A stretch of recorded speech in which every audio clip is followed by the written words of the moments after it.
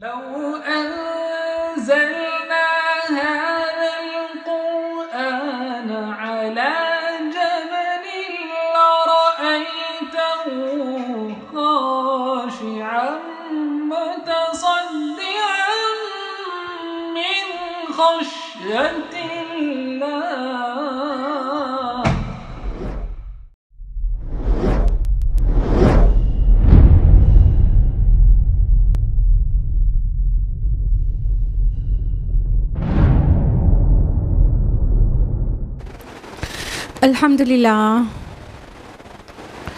अल्हम्दुलिल्लाहि रब्बिल आलमीन वस्सलातु वस्सलामु अला रसूलिहिल करीम व अला आलिहि व अस्हाबिहि अजमईन अम्मा बअदु अऊज़ु बिल्लाहि मिनश शैतानिर रजीम बिस्मिल्लाहिर रहमानिर रहीम व मिन आयातिहि अन खलक़ लकुम मिन अनफुसिकुम अज़वाजा लितस्कुनु इलैहा व जअल बैनकुम मवद्दतन व रहमा इन्ना फ़ी ज़ालिका लआयातिन लिक़ौमिन यतफ़क्करून।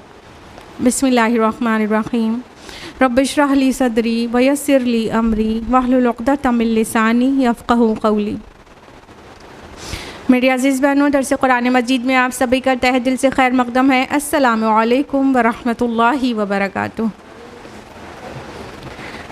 अल्लाह रब्बुल आलमीन की ज़ात बरकत से उम्मीद है कि आप बख़ैर व आफ़ियत होंगी। अल्हम्दुलिल्लाह, अल्लाह ताला आपको अच्छा रखे, हिदायत और सिरात मुस्तकीम पर रखे और दुनिया और आखिरत दोनों में कामयाबी अता करे, आमीन। कौन सी सूरह चल रही है जी? सूरह रूम स्टार्ट हुई थी और हम लोग आया नंबर कहाँ तक कर चुके हैं? लास्ट वीक 19 तक। तो आया नंबर 20 ऑनवर्ड्स हम लोग आज कंटिन्यू करेंगे। और ये वो सूरह है जिसकी स्टार्टिंग आयात एक तारीख़ी वाक़े की बहस करती है, जिसको हमने लास्ट टाइम बहुत तफसील से बताया था। फिर उसमें फ़र्दर तौहीद और आखिरत के दलाइल दिए गए। अब आया नंबर 20 ऑनवर्ड्स जो तीसरा रुकू स्टार्ट हो रहा है, ये बहुत ही प्यारा सा रुकू है और इसमें आयत और आयात लफ्ज़ बार बार रिपीट होगा और पूरी सूरह में भी बहुत बार आया है। आप चाहें तो काउंट करिएगा। और इस रुकू में खुसूसन कई आयात इस तरह शुरू हो रही हैं वमिन आयाती ही से और एंड हो रही हैं इन्ना फ़ी ज़ालिका लआयात। तो ये आयत या आयात लफ्ज़ बहुत ज़्यादा रिपीट हुआ है इस तीसरे रुकू में। आयत माना क्या होता है? निशानी। निशानी या निशान किस लिए होता है? किसी, हाँ, और निशान या निशानी से हमें किस चीज़ में हेल्प मिलती है? कहीं तक पहुँचने में हेल्प मिलती है ना। तो ये निशानियों के ज़रिए हम तौहीद का पता पाते हैं। मतलब खुसूसन इस रुकू में और भी बहुत जगहों पर कुरान इसी मफ़हूम को लिए रहता है आयत का, कि हम अल्लाह ताला को पहचान सकें उससे ना। तो बहुत सिर्फ कान से नहीं सुनिएगा, इंशाल्लाह दिल से सुनिएगा और घर जाके उसको तफक्कुर करिएगा। तो इंशाल्लाह अल्लाह की आयत से और फिर वो कुरान हकीम में वो जो आयत एक यूनिट है उसके ज़रिए इंशाल्लाह कहीं तक पहुंच जाएंगे आप इंशाल्लाह। अऊज़ु बिल्लाहि मिनश शैतानिर रजीम बिस्मिल्लाहिर रहमानिर रहीम। आयत नंबर 20 इज़ वमिन आयातिही अन खलक़कुम मिन तुराबिन तुम्मा इज़ा अंतुम बशरुन तंतशिरून। और उसकी निशानियों में से है कि उसने तुम्हें मिट्टी से पैदा किया, फिर तुम बशर बन गए ज़मीन में फैले हुए। अब अल्लाह सुब्हान ताला फरमा रहे हैं कि ये उसकी निशानियों में से है। मिन से पता चल रहा है बहुत सारी निशानियों में से है, ना कि बस यही एक निशानी है। ठीक, तो अल्लाह की ये एक निशानी है कि तुमको पैदा किया। कहने का मतलब हम अपने आप में अपनी सेल्फ अपनी खिलकत पर गौर करें कि हमारा क्रिएशन क्या है। जैसा कि लास्ट टाइम भी हमने बताया था कि इंसान एक्चुअली क्या है, डिफरेंट कॉन्स्टिट्यूएंट्स हैं, डिफरेंट एलिमेंट्स हैं जो हमारे बॉडी में होते हैं, like carbon, phosphorus, calcium, magnesium, potassium वगैरह वगैरह। ये सब नॉन लिविंग एलिमेंट्स हैं, राइट। और इन एलिमेंट्स के ज़रिए जो कि मिट्टी में भी होते हैं, यहाँ पे कितना साइंटिफिक व्यू पॉइंट भी है ना, कि साइंस हमको आज बता रही है कि जो हमारे बॉडी में जो एलिमेंट्स हैं कमोबेश वही एलिमेंट्स बस थोड़ा कमोबेश उसके साथ मिट्टी में भी मौजूद होते हैं। तो इससे ये कंफर्मेशन मिल जाता है कि हमारी खिलकत, हमारी पैदाइश मिट्टी से हुई है। तो अल्लाह ताला कह रहे हैं ज़रा गौर तो करो, इसमें तुम्हारे लिए निशान इबरत है, तुम्हारे लिए निशान वहदानियत है, तुम्हारे लिए अल्लाह को पहचानने की एक बढ़िया निशानी है। तुम्हारा अपना जो खिलकत है, जो अल्लाह ने तुम्हें पैदा किया, किस चीज़ से? मिट्टी से। तुराब में इस मिट्टी होती है ना, तो मिट्टी से अल्लाह ताला ने हमको पैदा किया। और फाइनल टचेस सुम्मा यहाँ पे आए ना, जो सुम्मा का मतलब उसके बाद फिर, ठीक, यानी एक वक्त गुजरा, बीच में वक्त गुजरा और तुम क्या बन गए? बशर बन गए। यहाँ पे बशर आए, इंसान नहीं आया।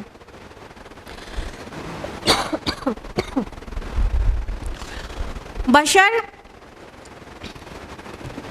यानी हम जो बशर हैं, जो मतलब स्किन के अंदर एनवलप्ड हैं, तो किस तरह के हैं? हमारी स्किन बहुत गोया होती है, मतलब ये सिर्फ हमारे बॉडी की प्रोटेक्टिंग लेयर नहीं है जैसे बायोलॉजी में पढ़ते हैं, बल्कि ये स्किन हमारी ना सिर्फ रंगत के लिहाज से मुख्तलिफ है, बल्कि ये हमारे दिल की खुली किताब भी है।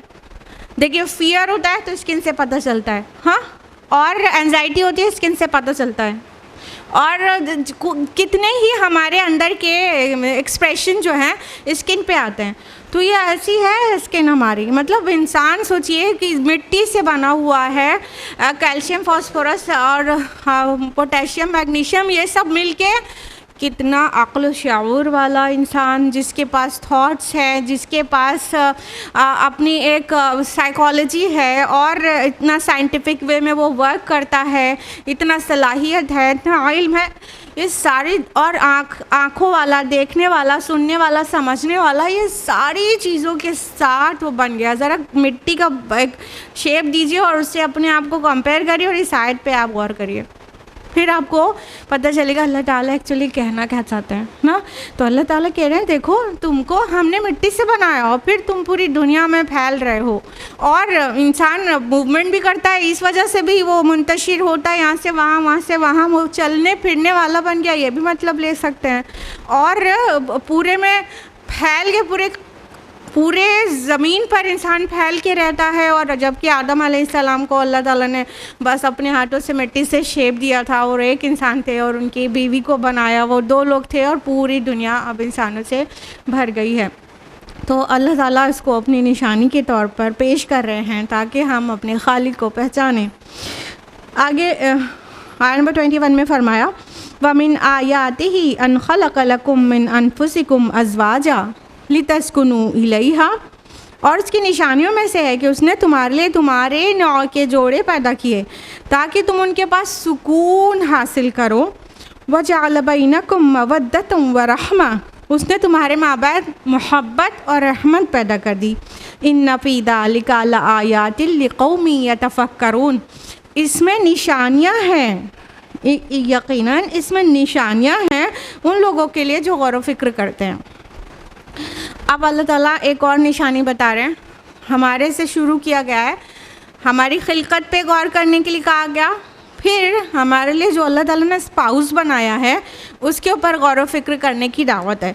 फरमाया कि देखो, ये भी तो हमारी निशानियों में से एक निशानी है ना, कि हमने तुमको पैदा किया और तुम्हारे अज़वाज बनाए, पेयर्स बनाए, तुम्हारे स्पाउस बनाए, मर्द के लिए औरत, औरत के लिए मर्द, स्पाउस बनाए तुम्हारे, ताकि तुम उनके पास सुकून हासिल करो।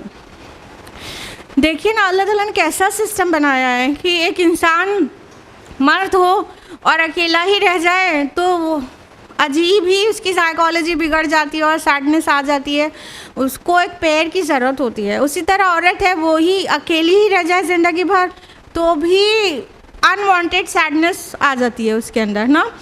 तो ये क्या है कि अल्लाह ताला ने पेयर्स में इंसानों को बनाया है और एक दूसरे के सुकून का बाइस रखा है।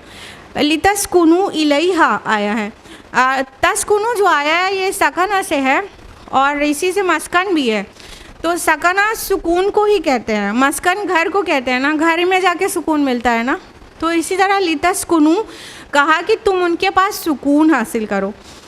तो इसमें एक पहलू ये भी है कि अगर शौहर को बीवी के पास और बीवी को शौहर के पास आके सुकून नहीं मिलता तो मकसद तख्लीक में ही खलल डाल रहे हैं।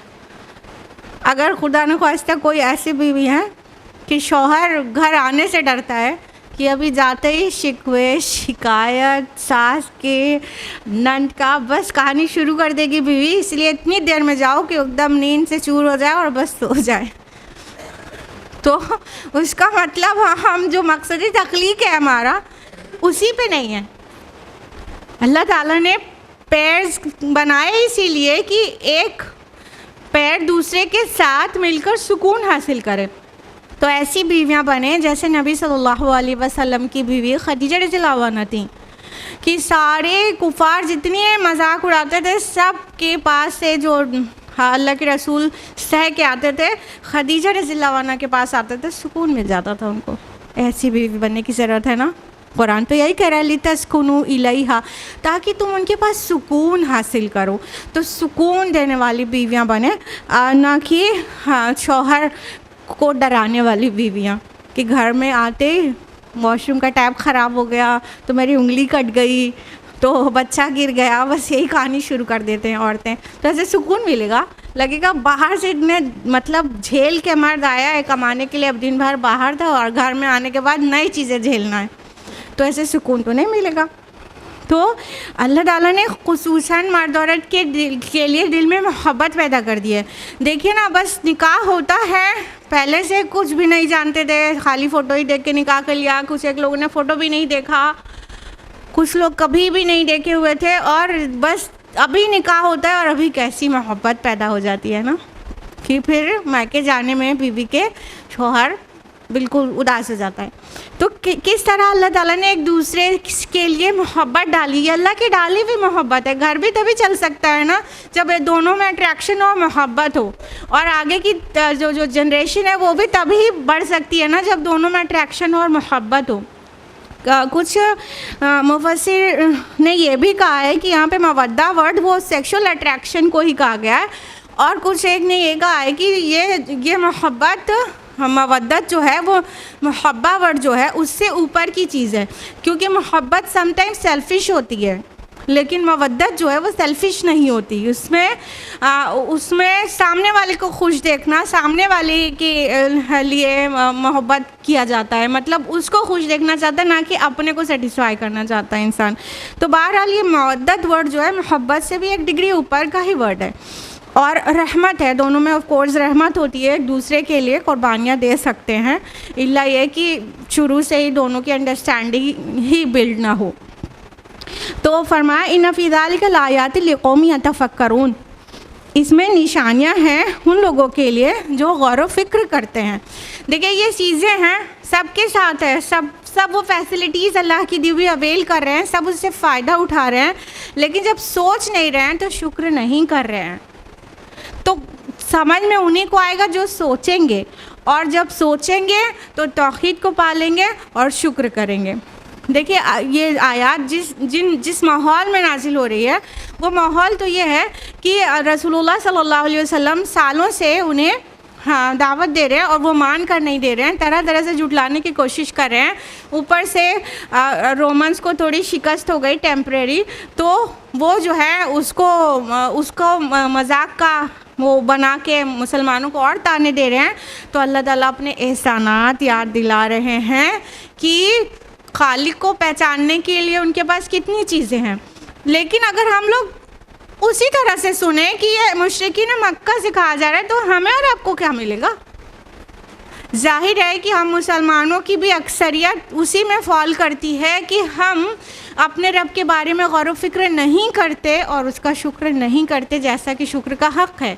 लिहाजा हमको अपनी तरह से सुनना चाहिए हमारे लिए क्या कहा गया है। तो अल्लाह ताला कह रहे हैं कि जो तुम्हारे हस्बैंड वाइफ का रिलेशन है ना, इसमें भी बहुत बड़ी निशानी है, और निशानी पाएँ, खालिक को पहचानें और उसका बहुत बहुत शुक्र करें, और अमली शुक्रिया है कि उसके फरमाबरदार हो जाएँ। वमिन आयातिही खल्क़ुस समावाति वल अर्द, और उसकी निशानियों में से है आसमानों और ज़मीन की तख्लीक। वख्तिलाफ़ अल्सिनतिकुम व अलवानिकुम, और तुम्हारी ज़ुबानों और तुम्हारे रंगों का इख्तिलाफ़।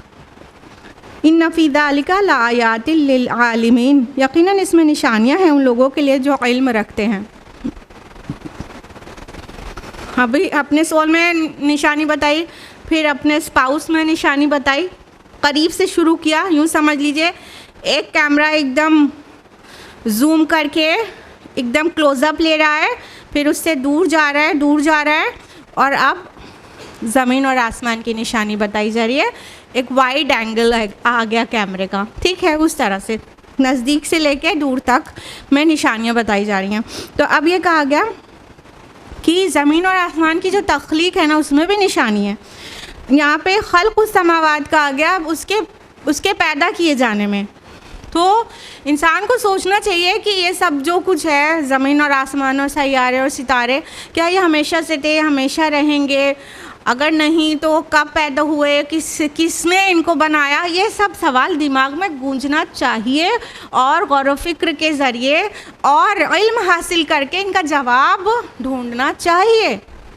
और अब आप ऐसे एरा में रह रहे हैं जो साइंस एंड टेक्नोलॉजी का रहा है, और अब इनमें से बहुत सारे सवालात का जवाब आपके फिंगर टिप्स पर है ना।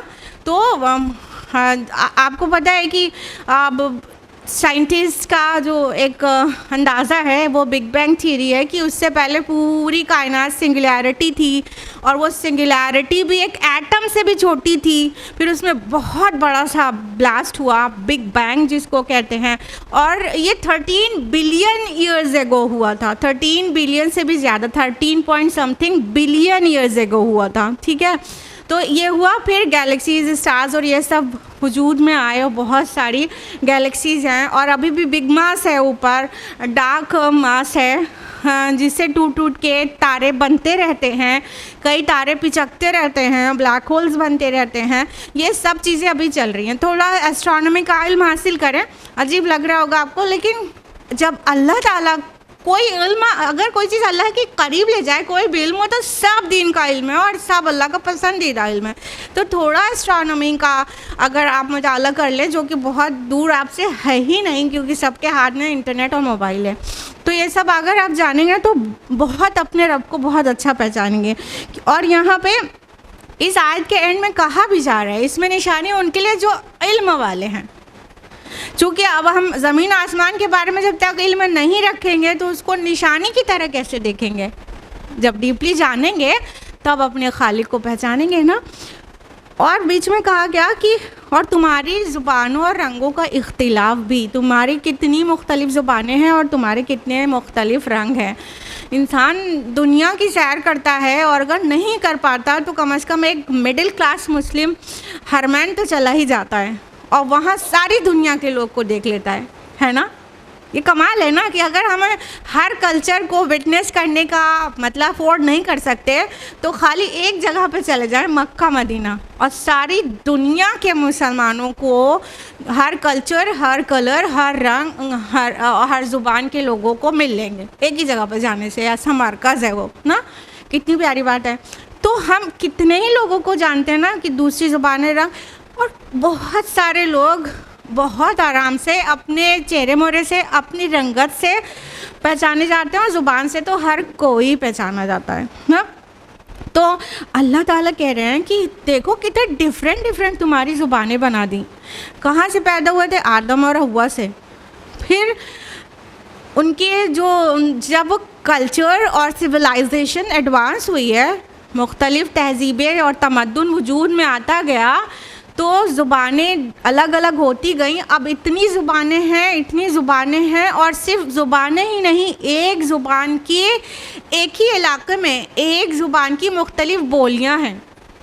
अब आप कहीं ना चाहे यूपी में ही रह के देख लीजिए कि यूपी में ऐसे उर्दू हिंदी ज़ुबान, चाहे हिंदी बोलें चाहे उर्दू बोलें, उर्दू बोली जाती है मान लीजिए, लेकिन इलाहाबाद की उर्दू अलग रहेगी, और वो बनारस की उर्दू थोड़ी बोली ना अलग रहेगी, पूर्वांचल की अलग है, तो लखनऊ की अलग है, और हैदराबाद की चले जाएं तो बिल्कुल ही अलग है ना। कहने का मतलब एक ज़ुबान बोलने वालों की बोलियां भी अलग अलग होती हैं। एक बोली रखने वालों के लहजे अलग अलग होते हैं। देखिए दिल्ली वाले पहचाने नहीं जाते क्या अपने लहजे से? खाली लहजे से पता चलता है दिल्ली का इंसान ना। और अब महाराष्ट्र के लोग अगर मराठी बोलने के बजाय उर्दू बोलेंगे, आप बहुत आराम से 3 सेंटेंस बोलने के बाद आप पहचान जाएंगे ये महाराष्ट्र से बिलोंग करते हैं ना। तो कितना इख्तिलाफ हो गया हर चीज़ में, डिफरेंट मतलब लैंग्वेजेस के बाद हम डिफरेंट बोलियाँ, फिर बहुत सारा एक्सेंट, सब ये सब मिला के गौर करने की बात है ना। रंग कितने हैं, कोई गोरा है कोई काला, ये 2 रंग नहीं है। जब हरमन को जाओ तो देखो कि ये 2 रंग नहीं हैं गोरे और काले, कोई सुर्ख है, कोई स्याही माहिल है, कोई येलोइश है, कोई पिंकिश है ना। सबके मुख्तलिफ रंग है और खाली रंग से भी पहचाने जाते हैं माशाल्लाह ना। तो कितना सोचने की बात है कि सुभान अल्लाह व बिहम्दिही, क्या दिल से नहीं निकलता कि अल्लाह ताला ने मतलब एक सबको ऐसे नहीं पैदा किया जैसे कि कोई कंपनी हो और उसका एक रैपर एक मशीन से छप के बाहर आता है, बिल्कुल एक जैसा होता है ना। अल्लाह ताला ने कोई 2 इंडिविजुअल एक जैसा नहीं बनाया पूरी दुनिया में, कोई 2 इंडिविजुअल, यहाँ तक के सगे भाई, यहाँ तक कि ट्विंस भी, क्योंकि आपको पता है फिंगर टिप्स सब की अलग है, नाक नक्शा अलग है, आवाज़ अलग है, आँखें अलग है, सब कुछ। कोई भी 2 इंडिविजुअल पूरी दुनिया में और आदम से लेके आखिर तक कोई 2 इंडिविजुअल एक जैसे नहीं है। तो ऐसे कौन सा कारखाने में बन के आ रहे हैं जो यूनिक हैं, सब अपनी तरह के हैं, बस उनकी तरह का कोई नहीं है, जबकि बेसिक वही चीज़ें हैं सबके पास, वही 2 आँखें हैं, कान है, नाक है, सब वैसे ही सारी चीज़ वही है, लेकिन नक्शे और आवाज़ और पूरा हमारे जो फिंगर टिप्स के जो फिंगर प्रिंट्स हैं सबके अलग अलग डिज़ाइन के हैं, यहाँ तक कि हमारी आइडेंटिटी बन चुका है ना। तो सोचने की बात है कि नहीं है? तो अल्लाह ताला कह रहे हैं उनके लिए निशानी जो इल्म हासिल करते हैं, जो इल्म वाले हैं, आलिमीन, आलिम की जमा है ना आलिमीन, इल्म वाले। ये नहीं कि किसी दारुल उलूम से डिग्री होल्डर है, नहीं, आलिम वो नहीं, आलिम वो एक्चुअल हकीकत का इल्म रखने वाले, गौर कर इल्म हासिल करने वाले, अल्लाह ताला को और बेहतर मारिफत पाने के लिए इल्म हासिल करने वाले, उनके लिए इसमें निशानी है। ज़रा सोचें आप लोग घर जाके आज को एक लंबा सफ़र करिएगा सोचने और गौर फिक्र का और इल्म का कि अपने खालिक को हम कहाँ से पहचान सकते हैं, उसकी मारिफत हासिल कर सकते हैं, मगर नहीं करते। और जो नाफरमानी की रविश है वो खालिक को नहीं पहचानने की वजह से है। जब हम अल्लाह ताला की अज़मत, पाकीज़गी, बुलंदी को पहचान जाएंगे तो नाफरमानी तो बिल्कुल ही छोड़ देंगे और राह रास्त पर आ जाएंगे। वमिन आयातिही मनामुकुम बिल्लैलि वन्नहारी वब्तिगाउकुम मिन फ़ज़ली, और उसकी निशानियों में से है तुम्हारा रात और दिन को सोना और तुम्हारा उसके फ़ज़ल को तलाश करना। इन्न फ़ी ज़ालिका लआयातिन लिक़ौमिन यस्मऊन, यकीनन उसमें निशानियाँ हैं उन लोगों के लिए जो सुनते हैं। अब एक और निशानी बताई गई कि तुम्हारा रातों को सोना। अब कैमरा फिर से जूम इन हो गया, ठीक है, करीब आ गया। अब रात में सोते हो, फिर दिन में उठते हो, और यहाँ पर देखिए बड़ा निराला अंदाज़ है। निराला इसलिए कह रहे हैं, बाकी सब जगह एक साथ ही आपको मिलेगा ना कि तुम्हारा रात को सोना और दिन को फ़ज़ल तलाश करना। यहाँ पे ये अंदाज़ नहीं है। कहा वमिन आयाति मनामुकुम बिल्लैलि वन्नहार, तुम्हारा रात को सोना और दिन को सोना, वब्तिगाउकुम मिन फ़ज़ली, और उसका अल्लाह का जो रिस्क है उसका तलाश करना, फ़ज़ल को तलाश करना।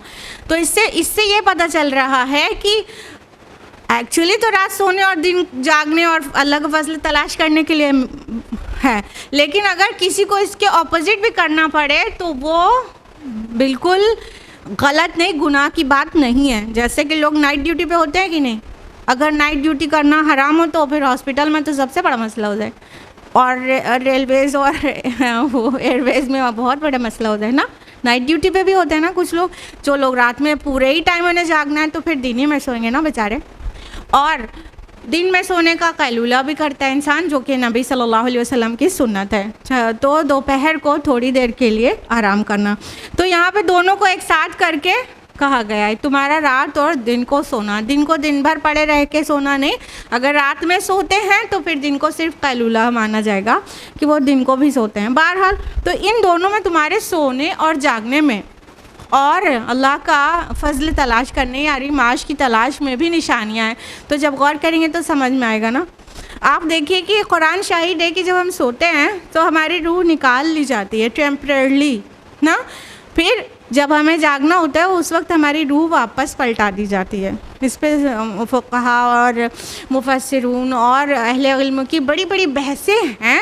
उसमें एक बात आती है बीच में कि जब इंसान ख्वाब में किसी को देखता है तो वो इंसान नहीं आता, ये रूह वहाँ जाती है, ठीक है।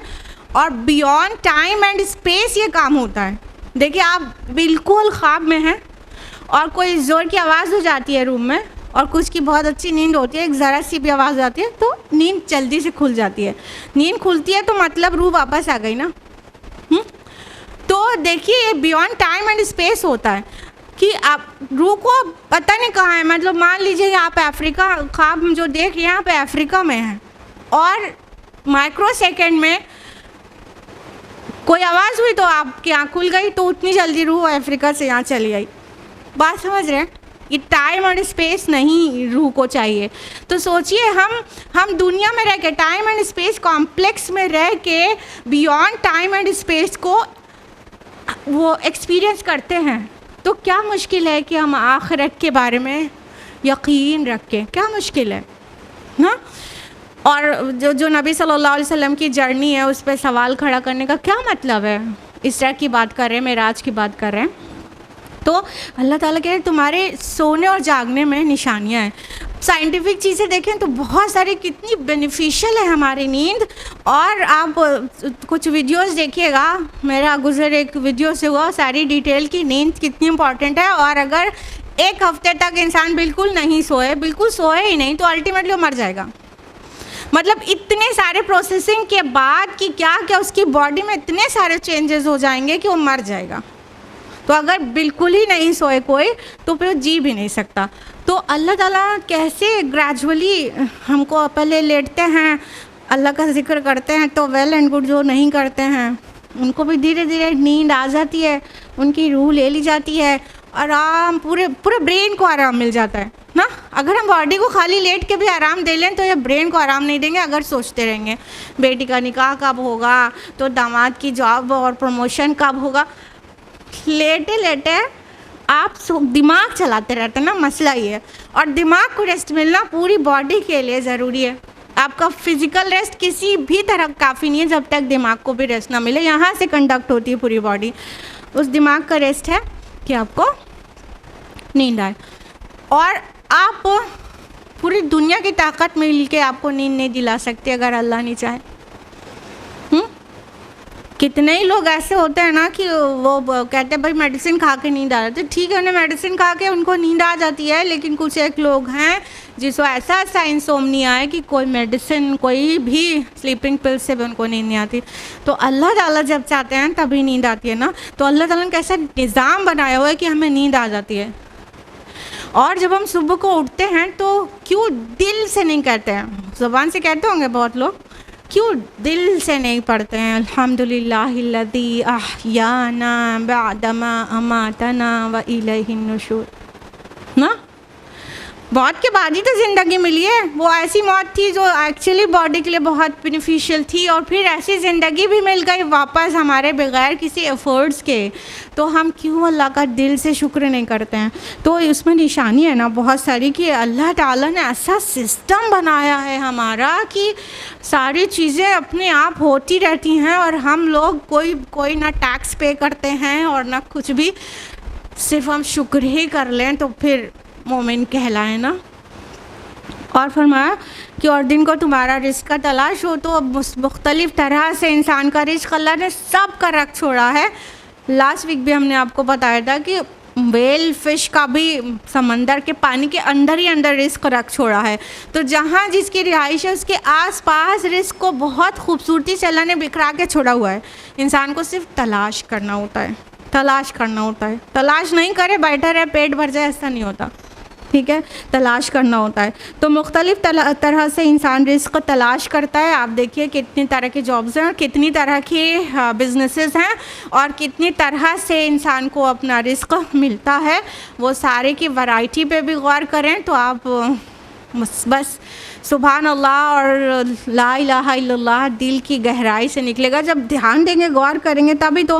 और इस आयत में ये कहा गया इन्ना फ़ी ज़ालिका लायातिन लिक़ौमिन यस्मऊन, उनके लिए निशानी जो सुनते हैं। अब देखिए नसीहत की बातें जो गौर से सुनते हैं उनके अंदर उतरती है और फिर उससे भी उन्हें तौफीक होती है कि चीज़ों को पहचाने ना। और जो लोग कान से तो सुनते हैं, तवज्जो से नहीं सुनते हैं, दिल की आवाज़ से नहीं सुनते हैं, उन्हें हिदायत और नसीहत कहाँ से मिलेगी। लिहाजा सुनना भी एक बहुत बड़ा काम है, गौर से सुनना और उसको अपने दिल से लगाना और उसके बारे में बाद में और सोचना, ये भी एक बहुत बड़ा काम है। तो अल्लाह ताला ने उनकी तारीफ़ की है जो सुनते हैं। तो अभी तो आप सुन के ही नसीहत हासिल कर रहे हैं ना, सुन ही तो रहे हैं ना, तो वो कुरान ही सुनाया जा रहा है। तो बस उनके लिए निशानी है जो सुनते हैं, तो आपके लिए निशानी है। अल्हम्दुलिल्लाह। वमिन आयातिही युरीकुमुल बर्क़ खौफ़न व तमअ, और उसकी निशानियों में से है कि वो तुम्हें बिजली की चमक दिखाता है खौफ और उम्मीद के साथ। वयुनज़्ज़िलु मिनस समाई माअन फ़युह्यी बिहिल अर्ज़ बअद मौतिहा, वो बरसाता है आसमान से पानी फिर ज़िंदा करता है उसके ज़रिए ज़मीन को उसके मुर्दा हो जाने के बाद। इन्ना फ़ी ज़ालिका लआयातिन लिक़ौमिन याक़िलून, यकीनन इसमें निशानियाँ उन लोगों के लिए जो अक्ल से काम लें। अब एक और निशानी फिर से दूर का व्यू है और आसमान में बिखरी निशानी फिर से बयान की जा रही है कि वो तुम्हें जो बिजली चमकती है उसमें भी निशानियाँ हैं। गोया कि हर तरफ निशानियाँ हैं और उनमें से कुछ ही कुरान में मेंशन है। आप जिधर नज़र डाल दीजिए उसमें अल्लाह की निशानी है। अब आपके पास समझने वाला वो दिमाग होना चाहिए और जज्ब करने वाला दिल होना चाहिए और नसीहत और हिदायत की ख्वाहिश होना चाहिए, तो हर जगह ही निशानियाँ। कहा कि ये जो बिजली की चमक है ना, इसमें भी तुम्हारे लिए निशानी है कि वो अल्लाह ताला तुम्हें एक ही चीज़ से खौफ भी दिलाता है, उम्मीद भी। जब बिजली चमकती है तो क्या होता है, एक तो उम्मीद ये रहती है कि बारिश होगी और खुशी होती है ना। और जो किसान हो और जिसके लिए किसी वजह से बारिश बहुत ज़्यादा ही मुफीद, बहुत ज़्यादा ज़रूरी है, खुसूसन किसान, तो उनको कितनी बड़ी खुशी होती होगी कि अब बारिश होगी। तो बिजली का चमकना उसके बाद होने वाली बारिश की खबर होती है, तो इसलिए उसमें एक उम्मीद भी होती है। और बिजली का चमकना सभी के लिए खौफ का बाइस ज़रूर होता है कि नहीं। आप कितने पहलवान हो जाएं लेकिन बिजली चमकने से थोड़ा सा डर लगता ही लगता है। मतलब उसी चीज़ से अल्लाह ताला रहमत भी नाजिल करता है और उसी चीज़ को अजाब भी बना, सेम चीज़ को अजाब भी बना देता है। जब बिजली कहीं गिरती है तो डिस्ट्रैक्शन होता है। तो एक ही चीज़ से को अल्लाह ताला किस तरह तुम्हारे लिए मुफीद और उसी चीज़ को मुज़िर भी बना देता है, कितनी बड़ी निशानी है अल्लाह ताला की। पानी भी ऐसा ही है कि पानी हमारी बॉडी की नीड है, हमारे दिन भर के काम की नीड है, और वही पानी से बाढ़ भी आती है, वही पानी में डूब के मर जाता है इंसान। कितना बड़ा मसला है उसी पानी से। आग हमारे लिए कितनी ज़रूरी है, हाँ, और आग हम डिस्ट्रक्शन का बाइस होती है। तो अल्लाह ताला की क्या निशानी नहीं है इसमें। मतलब ध्यान देने की बात यह है कि अल्लाह ताला एक ही चीज़ को हमारे लिए मुफीद और उसी चीज़ को मुज़िर बना देने पर कादिर है। तो गौर करने की बात है ना। और फरमाया कि आसमान से जब पानी बरसाता है तो उससे ज़मीन के मुर्दा हो जाने के बाद उसको ज़िंदा कर देता है।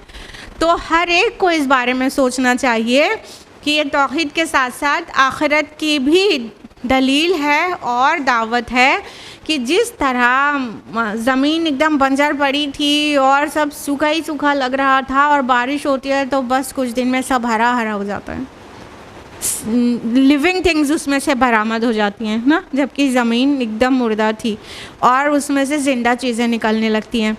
तो क्या मुश्किल है अल्लाह ताला के लिए कि हम कल को मर जाएंगे और परसों को फिर से ज़िंदा कर दिए जाएंगे। तो फरमाया कि इसमें निशानियाँ उन लोगों के लिए जो अक्ल से काम लें। तो अगर इंसान अक्ल का इस्तेमाल ही नहीं करे, बस अंधे बहरों की तरह अक्ल का दरवाज़ा बंद करके अल्लाह की हर फैसिलिटीज़ को अवेल करता रहे, तो फ़ायदा उसका कुछ भी नहीं होगा। वो अल्लाह की मारिफत हासिल नहीं कर सकता, वो आखिरत के दलाइल नहीं इकट्ठा कर सकता। जैसे कि हम में से बहुत सारे लोग जानवरों की सी आँखें, कान और दिमाग रखते हैं और कुछ भी फ़ायदा नहीं देती उनको ये चीज़ें, यानी गौर ही नहीं करते, फ़िक्र नहीं करते, अल्लाह के बारे में नहीं सोचते, निशानियों के बारे में नहीं सोचते, बस नेचर नेचर नेचर, बस नेचर ही नेचर करते रह जाते हैं और एक फ़िलॉसफी कर लेते हैं, नेचुरलिज़म। तो ये उन लोगों को कोई फ़ायदा नहीं होता। तो हकीकी अक्ल वाले वो हैं जो जानवरों की सी अक्ल नहीं रखते हैं, इंसानों की सी अक्ल रखते हैं। उनको इसमें फ़ायदा मिलेगा कि उनको निशानियाँ नज़र आएंगी। अभी बताया कि निशान या निशानी कहीं तक पहुँचने का काम देती हैं, तो ये पहुँचा देंगी रब तक। फ़मिन आयातिही अन तक़ूम अस्समाउ वल अर्दु बिअम्रिही, और उसकी निशानियों में से है कि कायम है आसमान और ज़मीन उसके हुक्म से। सुम्मा इज़ा दआकुम दावतन मिनल अर्द इज़ा अंतुम तख़रुजून, फिर जब वो तुम्हें पुकारेगा एक ही बार ज़मीन से तो तुम दफ़तन निकल पड़ोगे। और आसमान और ज़मीन का जो क़याम है उसको भी अल्लाह सुब्हानहू व तआला अपनी निशानियों में से एक बता रहा है। देखिए, इंसान को क्यों नहीं सोचना चाहिए कि ख़ुसूसन जब प्लेन पर सफ़र करें तो तब तो मतलब बिल्कुल ही सोचना चाहिए, कभी अंडों की तरह नहीं हवा में सफ़र करते रहना चाहिए। देखिए, वहाँ से जाओ तो ज़मीन की थोड़ी गोलाई दिखना शुरू हो जाती है ना, और दिखाई पड़ता है जो होराइज़न, यहाँ से वैसा होराइज़न दिखाई नहीं पड़ता, प्लेन से जैसा होराइज़न दिखाई पड़ता है कि ज़मीन और आसमान कहाँ पे मिल रहे हैं एक्चुअली। तो कितने जो खिलकत है अल्लाह ताला की, उसकी ग्रेटनेस का कितना ज़्यादा पता चलता है। तो जब इंसान ज़मीन से बाहर निकल के देख रहा है तो उसे दिख भी रहा है, और ऐसे मालूम सबको है कि हम जो आराम से ज़मीन पे चल रहे हैं ये एक ऐसे बॉल की तरह है और हरकत में है, ना सिर्फ रोटेट हो रही है बल्कि रिवॉल्व हो रही है, अपनी एक्सिस पर भी घूम रही है और सूरज के चारों तरफ भी चक्कर लगा रही है। तो अगर ये सूरज के ऊपर गिर पड़े तो हम सब जल भून के ख़त्म हो जाएं, ये तो बड़ी ही बात हो गई। ज़रा सा अपना ऑर्बिट भूल जाए, थोड़ा सा सूरज के करीब हो जाए तब भी टेम्परेचर इतना हाई हो जाए कि हम जी नहीं सकें, और आसमान ज़मीन के ऊपर गिर पड़े तो बताइए हम कहाँ बचने वाले हैं। कहने का मतलब सब कुछ इतना सिस्टमेटिक वे में हो रहा है, जो मतलब फलक में जितने भी सितारे सैयारे हैं सब अपना ऑर्बिट नहीं भूलते। कहने का मतलब उसमें जो कॉस्मिक बैलेंस है वो हर वक्त मेंटेन रहता है, किसको कितने दूरी पे रहना है दूसरे के, वो हर वक्त मेंटेन रखते हैं, और ये अल्लाह के हुक्म से कायम किए गए हैं तो कायम है। ज़रा कोई भी सादी सी अक्ल रखने वाला इंसान ये बताए कि अगर ये ज़मीन का देवता दूसरा हो और आसमान का दूसरा और मार्स का दूसरा और सूरज का दूसरा और यहाँ पे जो सिस्टम्स हैं उनका सब के अलग अलग खुदा हों, तो ये कैसे इतना सिस्टमेटिक वे में वर्क कर सकता है। भाई किसी की मर्ज़ी कुछ और होगी, दूसरे की मर्ज़ी और होगी, तो कैसे पूरा बैलेंस मेंटेन होगा। ये सारा निज़ाम शमसी और पूरा स्पेस और मिल्की वे गैलेक्सी और पूरा और वाइड स्पेस जाके मतलब thousands and thousands of galaxies have been reported, और वो भी ये नहीं है कि सब पता लग गई है, बहुत थोड़ा ही पता लगा है, अभी बहुत सारी और हैं। तो इतनी सारे जो स्टार्स हैं, गैलेक्सीज़ हैं, ये सब इतना सिस्टमेटिक वे में सब चीज़ अपनी जगह पर है। अपनी जगह का मतलब ये नहीं कि वो रिवॉल्व नहीं कर रहे हैं। कहने का मतलब कोई डिस्टर्बेंस नहीं आ रहा है, कोई एक दूसरे पर गिर के डिस्ट्रॉय कर रहा है, ऐसा नहीं हो रहा है। तो अल्लाह ताला कहते हैं कि ये अल्लाह के कायम करने से कायम है ना, तो ये इसका कायम रहना, इसके अंदर कॉस्मिक बैलेंस मेंटेन रहना, इसको ये तुम्हारे गौर व फिक्र का मैटर है, तुम इस पे गौर करो। और अल्लाह ताला ने जो आखिरत के ऊपर ईमान लाने और ईमान को पुख्ता करने के लिए कहा कि लेकिन ये जो पूरा सिस्टम अपना बहुत सिस्टमेटिक वे में चल रहा है, बस एक पुकारने वाला इसे पुकारेगा। वो किस चीज़ की पुकार है? सूर में फूंक दिया जाएगा, फिर सब कुछ धर्म भरम हो जाएगा। और एक बार पुकारा जाएगा, ये नहीं है कि कोई बार बार पुकारेगा हमको ख़बरों से निकलने के लिए और हम सुन कर नहीं देंगे, फिर नाफरमानी छूट चुकी होगी। इस जितना दुनिया में जो फ्री विल है ना हमारे पास, अमल का इख्तियार, उसको ही हम नाजायज़ इस्तेमाल कर लेते हैं। लेकिन जब क़ियामत आनी होगी, बस एक बार सूर में फूका जाएगा, जब नफ़क़ अव्वल होगा तो सब डिस्ट्रॉय हो जाएंगे, नफ़क़ तानी होगा सब निकल पड़ेंगे और एक तरफ चलते चले जाएंगे, कोई रुकेगा नहीं। इस तरह तुम अल्लाह ताला फरमाते हैं कि ज़मीन से तुम एक बार में, वन अटेम्प्ट में अल्लाह के कलमा कुन पर तुम बस निकल खड़े होगे। तो क़ियामत के लिए निशानी है कि अभी कायम है ना, ये बाद में कायम नहीं रह जाएगा, और इसमें तुम्हारे लिए निशानी है। तुम तौहीद के साथ साथ आखिरत पे ईमान लाने के लिए अब तुम्हें और क्या दलील चाहिए? वलहु मन फिस समावाति वल अर्द कुल्लु लहु क़ानितून, और उसी का है जो कुछ आसमानों में और ज़मीन में, सब उसी के हुक्म के ताबे फरमान हैं। अब अल्लाह सुब्हान ताला अपने बादशाह होने और अपने मालिक होने का बयान कर रहा है कि जो कुछ है आसमानों में और जो कुछ भी है ज़मीन पे, सब अल्लाह ही का है। और ये जो अंदाज़ आता है ना कुरान में, समावात वल अर्द, तो इसका जो आज के दौर में जो टेक्निकल वर्ड है वो स्पेस है। कुरान ऐसे अल्फाज दकीक इस्तेमाल नहीं करता है जिससे कि किसी कल्चर वाले लोग ही पहचान सकें या सिर्फ साइंटिस्ट लोग ही समझ सकें। कुरान का खिताब बिल्कुल आम है, एक ले मैन के लिए भी है और एक इंटेलेक्चुअल के लिए भी है। तो सादा अल्फाज रहते हैं, तो जब ये आसमान और ज़मीन कहा जाए तो इससे मुराद है पूरा स्पेस कॉम्प्लेक्स।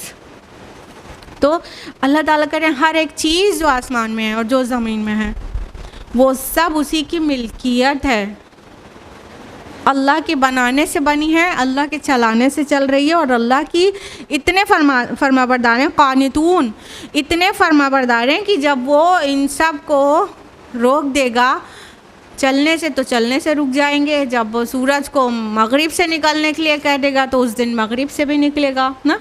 अभी तो सब चल रहा है, मशरिक़ में तुलू होता है, मगरिब में गुरूब होता है, लेकिन क़ियामत से पहले एक दिन ऐसा भी हो जाएगा ना कि मगरिब में तुलू हो जाए। जो अल्लाह ताला के बिल्कुल फरमाबरदार हैं सब कुछ, और वो ही बादशाह है, वो शहनशाह है, वो तमाम बादशाहों का बादशाह है और सब उसी के ताबे फरमान हैं, कानित हैं। वहु अल्लज़ी यब्दउल खल्क़ सुम्मा युईदुहु वहुव अहवनु अलैहि, और वही है जो पहली बार पैदा करता है मखलूक को, फिर उसे दोबारा भी पैदा करेगा और वो उसके लिए ज़्यादा आसान है। वलहुल मसलुल आला फिस समावाति वल अर्द वहुवल अज़ीज़ुल हकीम, और उसकी शान बहुत बुलंद है आसमानों में और ज़मीन में, और वो बहुत ज़बरदस्त कमाल हिकमत वाला है।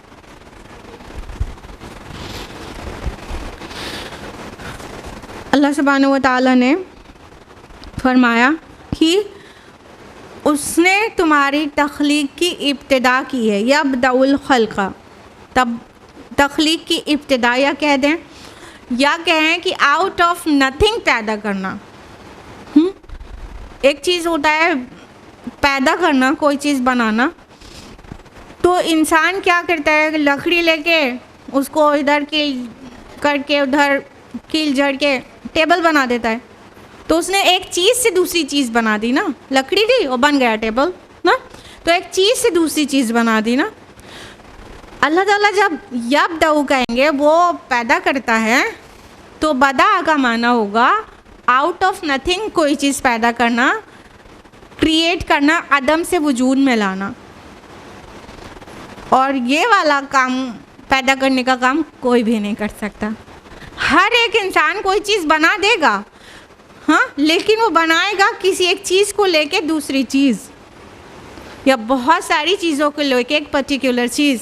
कंप्यूटर भी इंसान ने ही बनाया है, लेकिन उसने बगैर कोई मेटल्स के, चिप्स के नहीं बनाया है उसको ना, तो किसी चीज़ से बनाया। लेकिन अल्लाह ताला की शान ये है कि खलक़ा भी पैदा करना, फ़तरा भी पैदा करना, बदा भी पैदा करना, ये तीनों उसकी शान के लायक है। और बदा खालिसतन उसके शान के लायक है कि वो आउट ऑफ नथिंग कुछ चीज़ को पैदा कर दें। तो अल्लाह ताला फरमाते हैं कि उसी ने तो मखलूक की पैदाइश की इब्तिदा की है, यानी आउट ऑफ नथिंग उसे पैदा कर दिया, बग़ैर किसी चीज़ के बना के रख दिया ना। तो इंसान को अपने कॉमन सेंस तो लगाना चाहिए कि जब किसी चीज़ के बग़ैर किसी चीज़ को बना दिया गया तो वो डेड हो जाए और फिर उसी से उसको दोबारा बना दिया जाए, तो तुम्हारी अकल के हिसाब से कौन सी चीज़ ज़्यादा आसान है? तुम्हारी इंसानों की अकल के हिसाब से पहली बार बनाना मुश्किल और दूसरी बार बनाना आसान है ना, तो अपनी ही अकल के हिसाब से बोल दो कि बाद में बनाना तो आसानतर है। बात वो समझाई गई है जो हमारे समझ में आ सके। फरमाया वहुवा अहवनु अलैहि, हाउन मीन्स होता है कि आसान, अहवन हो गया अफल की वज़न पर, आसानतर, उससे ज़्यादा आसान। तो तुम्हारे हिसाब से तुम्हारी अक्ल तो गवाही देगी ना दूसरी बार बनाना ज़्यादा आसान है। हाँ, तो अल्लाह के लिए कौन सा मुश्किल है? तुम मर जाओगे, कल तुमको दोबारा बना देगा। जब तुम थे ही नहीं सिरे से तुमको बना दिया है तो दोबारा बनाना इट्स क्वाइट ईजी फॉर अल्लाह सुब्हानहू व तआला। देखिए, अल्लाह ताला के लिए पहली बार भी बनाना मुश्किल नहीं था। मिसालें वो दी जाती हैं जो इंसान की अक्ल जिसका तहम्मुल कर सके, जो उसे रिसीव कर सके। हमारी अक्ल के हिसाब से पहली बार बनाना मुश्किल और बाद वाला बनाना ज़्यादा आसान है, बस उस तरह समझाया गया। वरना अल्लाह के लिए पहली बार बनाना भी मुश्किल नहीं था, उसका कलमा कुन काफ़ी होता है होने के लिए। तो अल्लाह ताला फरमाते हैं वलहुल मसलुल आला, उसके लिए आला मिसाल है। लेकिन यहाँ पे मिसाल किसी की कंपैरिजन के हिसाब में नहीं दी जाएगी। जैसे हम किसी की मिसाल देते हैं एग्जाम्पल के तौर पर, यहाँ पे अल मसलु आया। अल मसलु, जब एक चीज़ की मिसाल दूसरी चीज़ से दी जाती है तो वहाँ कुरान में हर जगह मसलु आता है, ठीक है। यहाँ अल मसलु आया है, तो ये यहाँ पे इसका माना ये नहीं होगा कि अल्लाह की मिसाल है आला मिसाल, नहीं। यहाँ पे आएगा कि अल्लाह की सिफ़ात आला हैं, उसकी शान बुलंद है, यानी वो अल मसल है, उसको अनकम्पैरेबल है, उसके जैसा कोई भी नहीं है। वलम यकुल लहू कुफुवन अहद, ये तो हम पढ़ते हैं ना रोज़ाना। हाँ, लैसा कमिस्लिही शै, सूरह शूरा में आता है कि उसके जैसी कोई भी चीज़ नहीं, तो उसकी कोई मिसाल एक्चुअली नहीं है। लेकिन यहाँ अल मसल आया है सिफ़त के माने में, इस पर तमाम मुफस्सिरून इत्तिफ़ाक़ करते हैं कि यहाँ पे सिफ़त मुराद है, शान मुराद है, ना कि मिसाल मुराद है। तो फरमाया अल्लाह की शान बुलंद है, आसमानों में भी और ज़मीन में भी, और वो ज़बरदस्त है, अल अज़ीज़ है, पावरफुल है, उसके पास ताकत है। लेकिन वो करता अपनी ताकत का इस्तेमाल वही है जहाँ पर उसकी हिकमत होती है। वो अल हकीम भी है, ऐसी ताकत का इस्तेमाल नहीं करता कि तुम अभी नहीं मानो और अभी तुम्हें पनिश कर दे। वो इस बात पे कादिर है, लेकिन अल्लाह ताला हिकमत के साथ ही अपने फ़ैसले करता है। तो तख्लीक में भी हिकमत है, और तुम्हारे जिलाए जाने और तुम्हें वक्त मोहलत दिए जाने में भी हिकमत है, और फिर जब तुम्हारा डिस्ट्रैक्शन और तुम्हारा मिटा देना उसको हिकमत के मुताबिक सही होगा तो वो भी हो जाएगा। तो अल्लाह ताला ज़बरदस्त भी है, पावरफुल भी है, लेकिन वो वाइज़ द मोस्ट वाइज़ अल हकीम है, और वो सारे काम हिकमत से ही करता है।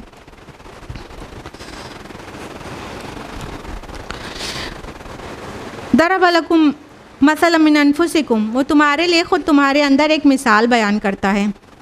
हल लकुम मिम्मा मलकत ऐमानुकुम मिन शुरका फ़ीमा रज़क़नाकुम फ़अंतुम फ़ीहि सवा, भला वो ग़ुलाम और लौंडिया जो तुम्हारी मिल्कियत हैं, क्या उनमें से कुछ शरीक बन जाते हैं उस माल व असबाब में जो हमने तुम्हें अता किया है, इस तरह कि तुम और वो बराबर हो जाओ। तखाफूनहुम कखीफतकुम अनफुसकुम, क्या तुम उनके बारे में ऐसे खदशात रखते हो जैसे खदशात तुम अपने बारे में रखते हो। कज़ालिका नुफ़स्सिलुल आयात लिक़ौमिन याक़िलून, इसी तरह हमने अपनी आयात की तफसील की है उन लोगों के लिए जो अक्ल रखते हैं। अब अल्लाह सुब्हान ताला मिसाल बयान कर रहे हैं। अब ये खालिस तौहीद की दावत शुरू हो गई। पिछली आयत में जो ये रुकू चल रहा था तीसरा, उसमें सारे चीज़ जो मिसालें थीं, जो समझाने का अंदाज़ था, उसमें तौहीद और आखिरत दोनों की दलाइल मिल रहे थे। अब यहाँ पे जो आयत आ रही हैं, अब इसमें तौहीद की दावत है और मिसाल से है। देखिए, ये बात हम बहुत बार आपसे कहते रहते हैं ना। देखिए, कुरान में जो चीज़ समझाई जाती है, खुसूसन मिसाल देके समझाई जाती है, वो सब इसलिए है कि हम जैसे समझ पाएंगे, वरना जब आखिरत में हम और आप सब खड़े होंगे तो हम सब इस बात के शाहिद और गवाह होंगे और इसको एक्नॉलेज करेंगे कि यकीनन तसव्वुर मुहाल था, दुनिया में हो नहीं सकता था। तो दुनिया ही की चीज़ों से मिसाल ले लेके कुछ बताया गया था, वरना वो जो आलम अम्र है ना, उसको हम समझ ही नहीं सकते। ना अल्लाह की ज़ात और सिफ़ात को सही से समझ सकते हैं, ना आखिरत में जो पूरा रियलिटी है उसको समझ सकते हैं, ना जन्नत जहन्नम को समझ सकते हैं ठीक से, कुछ भी चीज़ों को नहीं समझ सकते। तो दुनिया में जो हमारे गिरदो पेश होता रहता है, उससे मिसालें ले लेके कुछ हद तक हमें बताया जाता है कि हम कुछ तो समझें। ठीक, अब एक मिसाल से तौहीद को समझाया जा रहा है कि अल्लाह क्यों कर अकेले हक़ रखता है कि सिर्फ उसकी इबादत की जाए। अब अल्लाह ताला कह रहे हैं, अच्छा देखो, तुम अपने अराउंड की मिसाल ले लो। तुम आका हो, तुम्हारा कोई ग़ुलाम है, क्या तुम अपने ग़ुलाम को अपनी हर चीज़ में अपने बराबर कर लेते हो कभी? कि मतलब तुम्हारी आधी प्रॉपर्टी ग़ुलाम की हो जाए। और ज़रा ग़ुलाम को आप लोग अपने मेड से तसव्वुर ना करिएगा। जो हमारे घर की काम वालियाँ होती हैं, वो ग़ुलाम नहीं होते हैं ना। ग़ुलाम की हैसियत तो उनके सोसाइटी में जानवरों के बराबर थी कि मार भी डालते तो कोई पूछता नहीं था कि किसने कत्ल कर दिया। ये पोजीशन थी ना, पूरे मुकम्मल इताअत करने वाले होते वो, और आका की किसी बात का भी इनकार करने का उनका राइट नहीं बनता था। ठीक, हम लोग की काम वाली तो जब देखो बिगड़ के चली जाती है ना कितना इनकार रहता है सामने से, तो कहाँ वो मुकम्मल इताअत नहीं है। और अगर आपसे ग़ुलाम है ना, आपके पास तसव्वुर ना हो सके, तो आप अपने ऐसे नौकरों को तसव्वुर करिए थोड़ी देर के लिए, फिर उससे लोअर लेके जाइएगा, फिर समझ आएगा। अल्लाह ताला कह रहे हैं, क्या तुम अपने ग़ुलामों को अपने बराबर कर लेते हो अपनी हर एक चीज़ में, जो कुछ तुम्हें दिया है? मतलब आधा घर तुम्हारा ना, आधा घर तुम्हारा, आधा कैश तुम्हारा, हाँ, और जिस स्टैंडर्ड पे हम रहते हैं उसी पे तुम रहो। क्या हम में से कोई जनरस से जनरस अपने नौकरों को हर चीज़ दिए रहता है बराबर से? कोई जनरस से जनरस भी नहीं दिए रहता ना। और कहा कि क्या तुम उनके बारे में ऐसे ही खदशात रखते हो जैसे अपने लिए रखते हो, कि कहीं मंदी ना आ जाए तो बिज़नेस ख़राब ना हो जाए, जैसे अपने बारे में सोचते हो। कहीं ये ब्लड टेस्ट करा लें, वो ब्लड टेस्ट करा लें, नहीं तो कहीं वो ना हो जाए, तो कैंसर तो नहीं है। तो अगर तुम्हारे घर में जो तुम्हारे ग़ुलाम लोग कभी बीमार होते हैं तो उनको डॉक्टर्स की लाइन लगा देते हो? क्या उनकी बीमारी के लिए इतना कंसर्न रहते हो? क्या उनके मुतालिक उनकी सेहत, उनकी फ्यूचर, जैसे अपनी औलाद के करियर के बारे में कंसर्न, अपने नौकर के बच्चे के करियर के बारे में इतना कंसर्न रहते हो? नहीं ना। क्या तुम अपने लिए जैसे खदशात रखते हो वैसे अपने ग़ुलाम के लिए रखते हो? नहीं।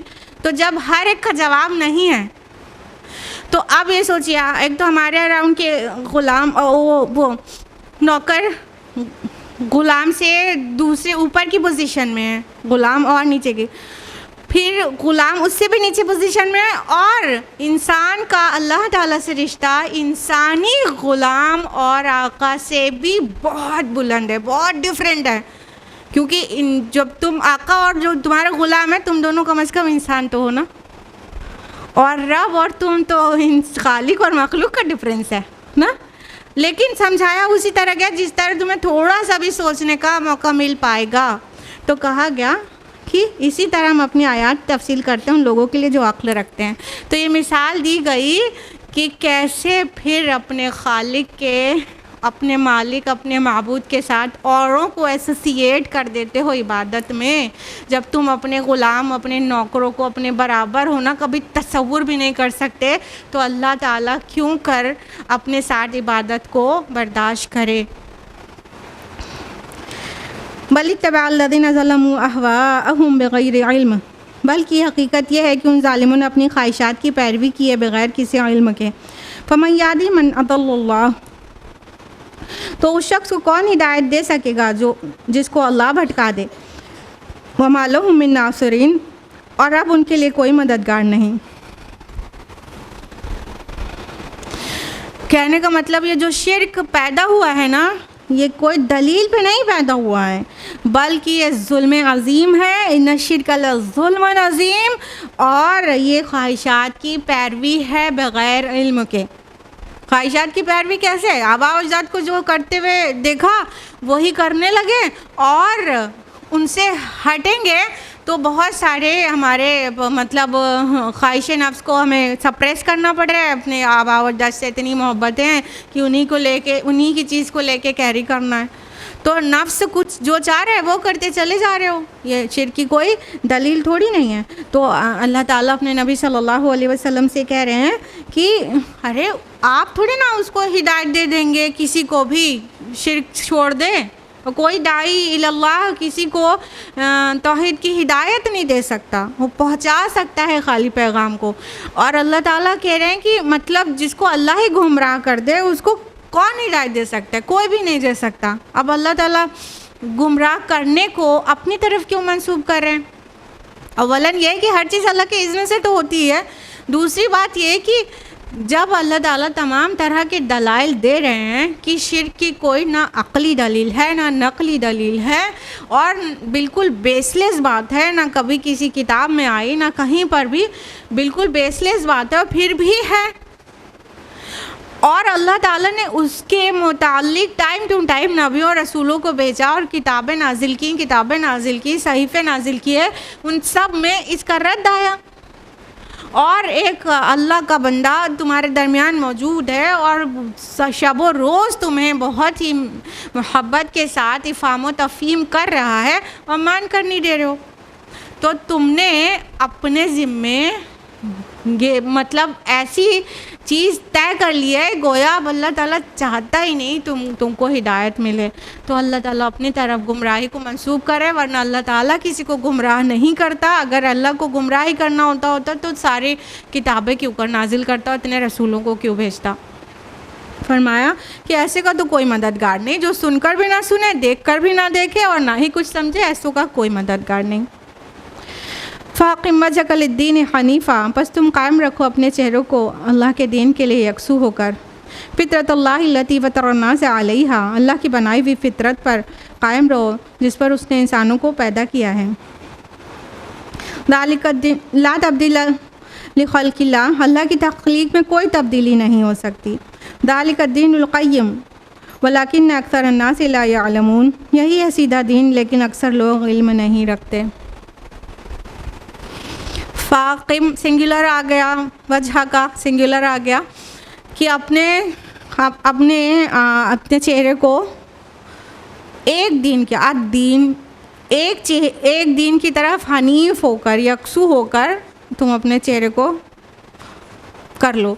तो यानी नबी अब सिंगुलर है तो मतलब नबी सल्लल्लाहु अलैहि वसल्लम को हुक्म दिया जा रहा है, और डेफिनेटली नबी सल्लल्लाहु अलैहि वसल्लम की वसातत से तमाम उम्मत को कि ये नहीं मानते तो ना माने, और आप तो यकसू होकर, हनीफ होकर और एक तरफ के होकर सिर्फ़ और सिर्फ अपने रब की फरमाबरदारी में लग जाएं और हर चीज़ सिर्फ अपने रब के लिए करें, गोया आपकी ज़िंदगी अमली नमूना बन जाए। इन्ना सलाती व नुसुकी व महयाया व ममाती लिल्लाहि रब्बिल आलमीन, कहो कि बिल यकीन मेरी नमाज़ें, मेरी इबादतें, मेरी क़ुरबानियाँ, मेरा जीना, मेरा मरना उस अल्लाह के लिए है जो रब्बुल आलमीन है। तो इस तरह यकसू होकर तुम तो राह रास्त पर आ जाओ और सब तरफ से अपने को काट लो। हनीफ होना का मतलब यही होता है, बिल्कुल यकसूई के साथ एक तरफ का होकर रहना। और फरमाया कि फ़ितरत अल्लाह लती फ़तरा अन्नास अलैहा, अल्लाह की बनाई हुई फ़ितरत जिस पर उसने इंसानों को पैदा किया है। तो तौहीद की बात करें तो दुनिया के हर इंसान को अल्लाह ताला ने तौहीदी फ़ितरत पे पैदा किया है, यानी अंदर जो है हमारे वो तौहीद है, एक अल्लाह की पहचान है।